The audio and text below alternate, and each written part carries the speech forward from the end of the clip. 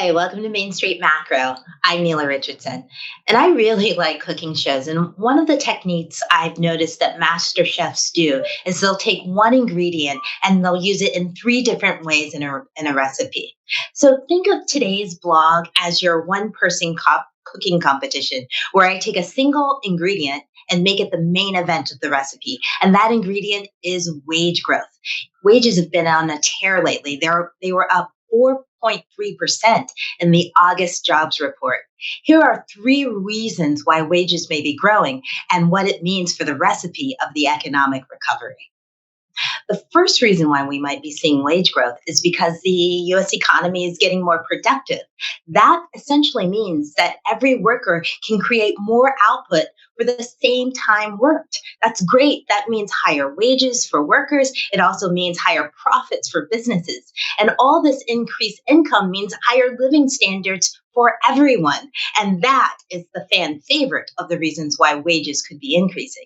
The second reason why you might see wage growth is that the composition of the jobs being created has changed. That was certainly the case in the August jobs report.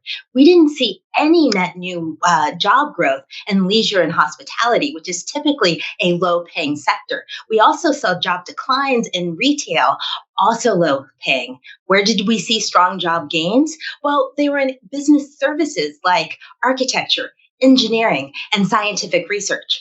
Basically, all the occupations that I hope my teenage son Drew majors in when he goes to college, now that he's decided he doesn't want to be an economist.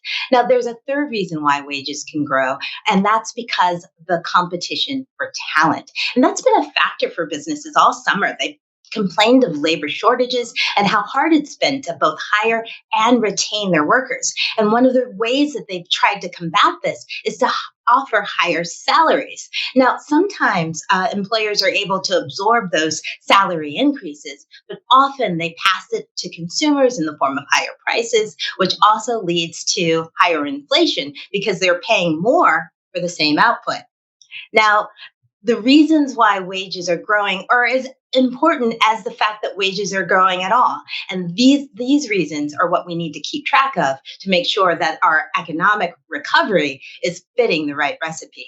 Thanks for watching the Main Street Macro. For more of our insights on the week ahead, please go to adpri.org.